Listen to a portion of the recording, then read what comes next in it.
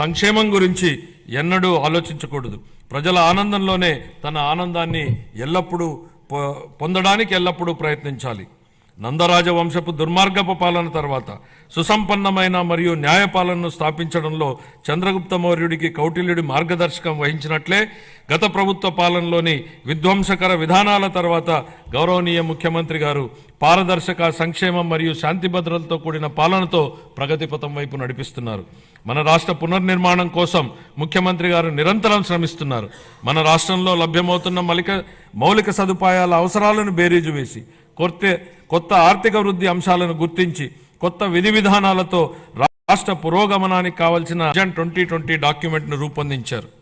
అప్పటి ప్రతిపక్షాలు ఆ ఆలోచనని విమర్శించాయి. కానీ నేటి హైదరాబాద్ను చూసినట్లయితే వారి విజన్ సాకారమైంది. ఇదే ఆయన దార్శనికతకు సామర్థ్యానికి నిదర్శనం. మళ్ళీ 2024లో మరొక గొప్ప విజన్ను దిశానిర్దేశం చేస్తూ గౌరవ ముఖ్యమంత్రి గారు స్వర్ణాంధ్ర 2047కు శ్రీకారం చుట్టి రాష్ట్రాభివృద్ధికి మార్గనిర్దేశనం చేశారు. 15% పైగా రాష్ట్ర స్థూల దేశీయ ఉత్పత్తి వృద్ధి రేటును స్థిరంగా సాధించడం, తలసరి ఆదాయాన్ని పెంచడం, పేదరికాన్ని రూపుమాపడం ద్వారా అభివృద్ధి ఫలాలను అత్యంత అణగారిన వర్గాలకు అందించడమే దీని లక్ష్యం. మా ప్రభుత్వం స్వర్ణాంధ్ర 2047 దిశగా పనులను మొదలుపెట్టింది. ఇందులో భాగంగా పాత విధానాల్లోని లోపాలను సరిచేస్తూ నూతన ఇసుక విధానం, ఎక్సైజ్ విధానం, ఆంధ్రప్రదేశ్ పారిశ్రామిక అభివృద్ధి విధానం లాంటి ఎన్నో విధానాలను తీసుకొచ్చింది. అప్పులు చేయడమే తప్ప అప్పులు తీర్చడాన్ని మరిచిన గత ప్రభుత్వం తప్పుడు విధానాలను సరిచేస్తున్నాం. ప్రభుత్వం కాంట్రాక్టర్లను బ్లాక్ లిస్టులో పెట్టడం చూసాం.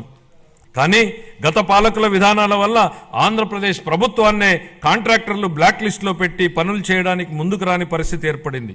ఈ పరిస్థితి నుంచి రాష్ట్రాన్ని తప్పించాం. 24 నుండి రాష్ట్ర ఆర్థిక వ్యవహారాలను సమర్థవంతంగా నిర్వహించడం ద్వారా రాష్ట్ర ప్రభుత్వాన్ని గాడిలో పెడుతున్న విధి విధానాలను ముచ్చుకు కొన్ని తెలియజేస్తున్నాను. జూన్ 12, 2020 నాటికి ఉన్న 23,556 కోట్ల రూపాయలను, వేల కోట్ల రూపాయల బకాయిలను చెల్లించాం. అధ్యక్ష, గత ప్రభుత్వం 93 కేంద్ర ప్రాయోజిత పథకాలను నిలిపివేసింది.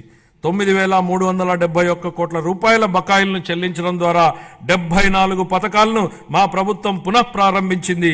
దీనివల్ల కేంద్రం ప్రభుత్వం నుంచి మన రాష్ట్రానికి మరిన్ని నిధులు అందాయి.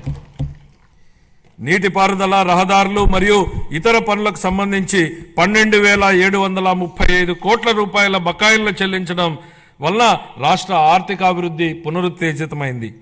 పంచాయతీలు మరియు మున్సిపాలిటీలను బలోపేతం చేయడానికి 2,793 కోట్ల రూపాయల ఆర్థిక సంఘం నిధులను మా ప్రభుత్వం చెల్లించింది.